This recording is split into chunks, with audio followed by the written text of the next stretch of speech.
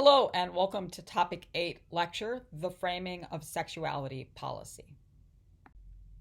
In this lecture, we're going to look at the two main viewpoints that frame sexuality policy in the United States.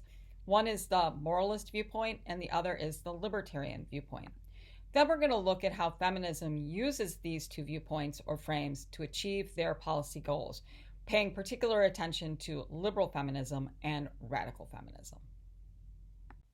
All right, so now we're going to look at two bumper stickers, and I want you to think about what these two bumper stickers are trying to communicate about a person's body and, by extension, sexuality. And this will help us dig into and set the stage for talking about the moralist and the libertarian viewpoint. So one body sticker says, "My body is a temple." And so the word temple refers to a place of worship. And the word temple there is, the T is a Christian cross. So it kind of indicates that it's a certain type of house of worship. The second bumper sticker says, it's sort of a response to the first bumper sticker. It says, "Your body may be a temple, but mine is an amusement park." And it has a picture of a Ferris wheel. So take a moment to sort of think about what kind of message are these two bumper stickers trying to communicate to people about body and sexuality. So obviously, these bumper stickers show two very different viewpoints on the body and on, by extension, on sexuality. The first view, the one that's associated with the bumper sticker, "My body is a temple," it basically views the body as connected to God, that the body is in some way in service to God. And that bumper sticker is actually derived from the New Testament, from Corinthians 3:16, wherein it states that, "Know ye not that we are the temple of God, and that the Spirit of God dwelleth in you," right? So it's that, that from this perspective, that the body is sort of a vessel for this sacred thing. It's a vessel for God, and that God is within you. And what you do is sort of maybe a reflection of the idea that God is within your body. So the body is viewed as sacred because it contains the Spirit of God, and that humans are made in God's image. And that by extension, sexuality should reflect these values. That what we do with our body in relationship to sex should correspond with the will of God. Clearly, "Your body may be a temple, but mine is an amusement park" offers a very different view regarding sex and sexuality and the body than the first bumper sticker. From this view, that it's really the person who chooses what they want to do with their body, and that this choice should be made by the individual, not governed by a higher authority. And so, from this perspective, a person is free to treat their body as a sacred vessel, but they're also free to treat their body as however they want, to treat their body as a pleasure palace, as a place of fun and experimentation, sort of like an amusement park. And so from this viewpoint, your body and what you do with your body in relationship to sexuality is about personal liberty. These two bumper stickers reflect the two main viewpoints that are used to frame issues of sexuality as it relates to public policy in the United States. And those two views are the moralist view and the libertarian view. So let's dig into each of these views in more detail. The moralist viewpoint is informed by the conservative religious views that are expressed on the first bumper sticker. From this viewpoint, sexuality should be practiced in relationship to its godly purpose. And therefore, public policy on sexuality should support this divine purpose. And this is from the moralist viewpoint. The primary purpose of sexual desire is to build a family, not pleasure, because that's a reflection of biblical values. And sexual desire needs to be expressed in ways that are supported by religion, within marriage and between those of opposite sex. Furthermore, that the body should not be dressed in a way that provokes sexual desire, because provoking sexual desire can lead to sex for non-procreative purposes and in non-marital relationships. And so the body should be dressed in a certain more conservative way. And that sexuality that is contrary to these values should be discouraged, prohibited, punished by both public policy and by society. And that includes policies related to prostitution and pornography. So the moralist viewpoint is more likely to criminalize prostitution and either criminalize or even abolish pornography within a society. The libertarian viewpoint takes a very different perspective on sexuality. For libertarians, the main value is liberty. Okay, that's why they're called libertarians. And so, from their viewpoint, their main core kind of guiding principle is that what it means to be human is to be free. Okay, and so, for libertarians, they're looking for individual freedoms and expecting governments to sort of pass policies that contribute to the realization of individual freedoms, or to have a really small government in order to not intrude on the exercise of one's personal liberties. For libertarians, it's true in many topics. In economics, that we should let people exchange products on a free and open marketplace with little regulation from government. And the proper role of government is to sort of be very limited and sort of stay out of the way of humans' endeavors. And so this focus on freedom, this focus on liberty, gets applied to sexuality from the libertarian viewpoint. From the libertarian viewpoint, what you do with your body is your business. It is a personal choice. And because it's this personal freedom and your personal choice, that this is what should be reflected in public policy. In other words, government should not be in the business of regulating consensual adult sexuality. You're an adult, you're consenting with somebody else to have sex, and so therefore that's your freedom to have sex inside of marriage, outside of marriage, in multiple partners. It's your choice, okay? And so who consenting adults have sex with, who they marry, how they depict sexuality through pornography, whether or not they purchase sex through prostitution, that the government should sort of stay out of that, and that any regulation on those kinds of endeavors should be minimal at best. As you'll see in the textbook, the debate over policy related to sex and sexuality, they're rarely gendered. They rarely take feminism as the starting point for how to guide and craft public policy. Rarely is the question asked how will this policy impact the rights of women, men, the LGBTQ community? Rather, policy debates over sexuality issues are often framed as a battle between the moralist viewpoint and the libertarian viewpoint.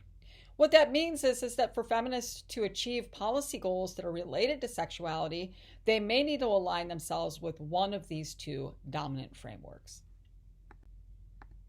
Does feminism align with these two viewpoints? Does feminism align with the moralists? Do they align with the libertarians? Do they align with neither of the above? Do they align with both? Well, the answer to the question really depends on the type of feminism that you're talking about and the context of the sexuality policy debate. There are several feminist viewpoints in the sexuality regulation debate.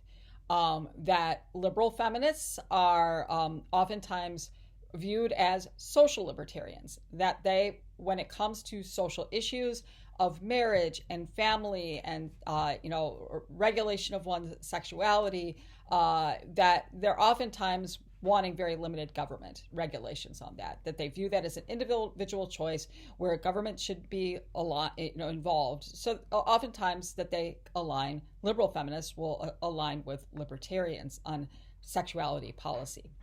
Radical feminists really don't align with either the moralists or the libertarians. However, as we'll see in a moment, they will work with the moralist viewpoint in order to achieve their policy goals, and achieving their policy goals is sometimes related to crushing the patriarchy, which we'll develop that point more fully in a minute.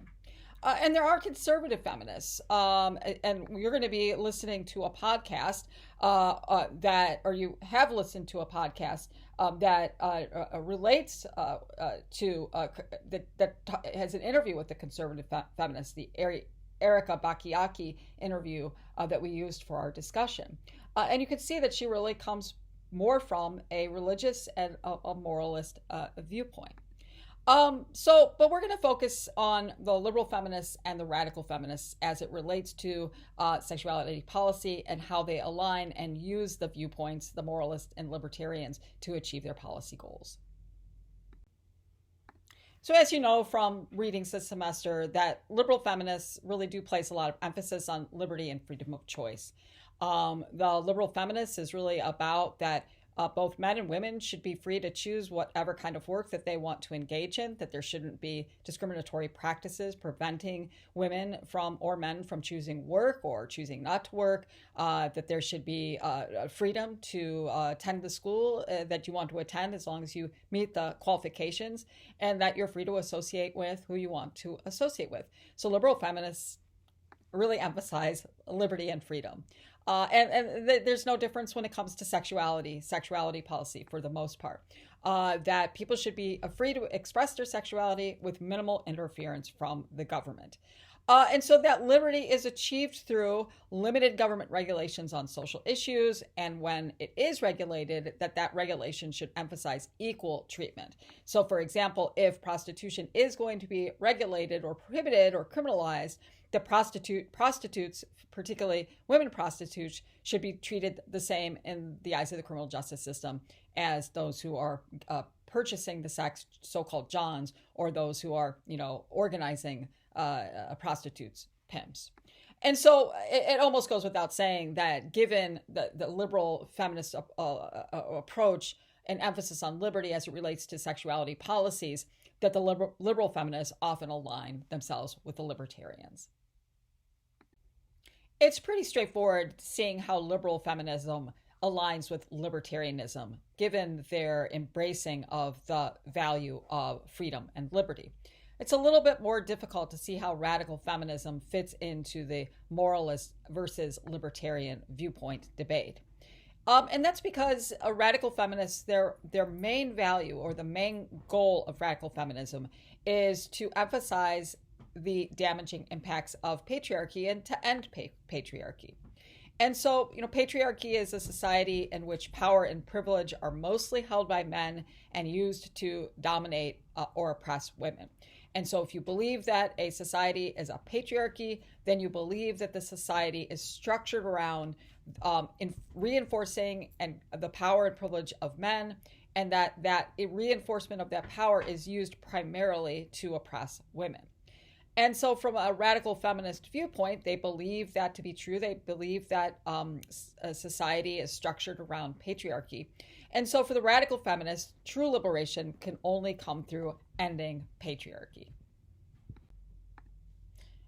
For radical feminists, sexuality is seen as a social construct, and that it's constructed in such a way that it reinforces the existing power structures of patriarchy, and that those existing power structures are men dominating or oppressing women. From this viewpoint, from the radical feminist viewpoint, sexuality in a patriarchy, that sexuality regards women from a patriarchal perspective essentially as sex objects. That's really what their core reason for existing is. They're seen as sex objects whose purpose is to sexually serve men.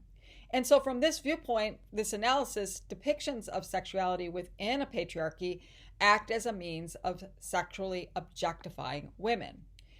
Regarding women as sex objects makes it easier for men to exclude women from positions of economic, social, and political power, and thus allowing men to continue to dominate in those positions of power. For radical feminists, prostitution, pornography, and other forms of sexual expression and exchange, at least as currently configured, reinforce woman as sex object and thus strengthens patriarchy. Radical feminists are critical of the liberal feminists emphasizing sexual liberty because they think focusing on freedom and personal choice makes one blind to oppression, makes women oblivious to the role that they are playing in the propping up of the patriarchy. And so for an example, a liberal feminist might say, hey, I'm trying to pick out my costume for Halloween. I'm going to dress as a sexy firefighter for Halloween because that's what I want to be. I'm free to choose my costume. I'm free. And the radical feminist would, respond and say, no, you're not free. You're dressed in chains, the chains of patriarchy. For radical feminists, true sexual liberation is freeing oneself from the existing sexual norms that reflect male dominance, that reflect patriarchy. From the radical feminist perspective, that there needs to be radical pro-feminist reconfiguration of sexuality and the creation of policies that support this radical reconfiguration. So how best to achieve this reconfiguration of sexuality? Well, from the radical feminist perspective, you need to end the current configuration. And that's why sometimes to achieve the goal of getting rid of the current configuration, the radical feminists sometimes find alliance with the moralist viewpoint. So, for example, that the allowing pornography, allowing magazines like, Hustler and Playboy and, pornographic movies and videos, Pornhub, that from a radical feminist perspective, they feel that those kinds of pornographic, representations of women in particular really just continue to position women as these sex objects to be dominated. And so, historically, radical feminists have, such as Andrea Dworkin and Catherine McKinnon, they aligned, with conservatives like Phyllis Schlafly and Jerry Falwell, because as social conservatives, they also thought that that kind of depiction of sexuality was, eroding of the sort of the more sacred way we should think about sexuality. And for Dworkin, it was, you get rid of that pornography, then it opens up the space for a new configuration, a non-patriarchal configuration of sexuality. Likewise, in the debate, that we'll be doing on prostitution policy, radical feminists are more supportive of the abolition of prostitution, policies that basically end prostitution rather than supporting sex work and the decriminalization of prostitution, because they feel that that doesn't effectively end patriarchy and the sexual treatment of women in a way that props up the power of men. While there are significant differences between radical and liberal feminists on sexuality policy, there really is common ground that we shouldn't lose sight of. Both radical feminists and liberal feminists want pro-women policies that end sexual oppression in the United States and beyond. Really, the difference is how best to achieve that goal. And so for the radical feminists, they really want to remove like the root of patriarchy, right? And so if you ever have dandelions grow in your yard, dandelions are really hard to get rid of. You've got to kill the root. If you don't get rid of the root, that dandelion's going to keep popping up. And so I think the radical feminists, when it comes to, ending the sexual exploitation and oppression of women, you've got to get rid of patriarchy. And you've got to do that first before anything else can grow in its place. And so for the radical feminists, you can see then why they would maybe support policies like abolition of prostitution, ending pornography, in order to have fertile ground to create a new configuration of sexuality that is pro-women, and supports, the power position of women within that society. Liberal feminists take a different approach, right? I mean, in their liberalism, right, that they support a free expression and the free exchange of ideas in the marketplace, right? They support the marketplace, right? And so, I think from the liberal feminist perspective, going back to the plant analogy, it's sort of like if you have dandelions in your yard, there's ways of getting rid of those dandelions. You could smother those dandelions with other plants so they don't get the sun, they don't get the air, they don't get the nutrition that they need. And these new plants will grow up. And so the liberal feminists are saying, look, you don't need to get rid of pornography, but you need to have depictions of sexuality that is pro-woman, sex positive, and let women define and participate in that marketplace of ideas, right? Also, sure, that you can, abolish prostitution, you can criminalize prostitution, but maybe it's better to like decriminalize it and support sex work in order to allow women to exchange sex, but in a way that is sex positive and supportive of the rights of women.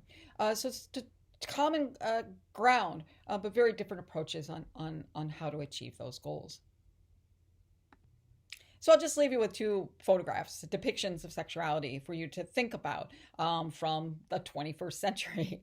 And, so you're probably very familiar with these two pictures. On the left-hand side is Megan Thee Stallion and Cardi B in their famous video, that it's a very sexual video. But some could argue that that depiction, like a radical feminist, might argue that that depiction of sexuality is just playing into the hand of patriarchy. But liberal feminists would say no, this is a depiction of sexuality that is actually thinking about women's bodies in a different way, right? And also allowing women to define their sexuality, and so that is actually promoting a pro-women approach to the presentation of sexuality, and that it will kind of smother patriarchy. And on the other side is Miley Cyrus' "Wrecking Ball," right? The song is an empowerment song, but there she is in scantily clad in underwear, and sort of maybe reinforcing some sexual stereotypes, one might think. And so there's still deep debates among and between liberal feminists and radical feminists about whether or not these sorts of depictions of sexuality are liberation or oppression.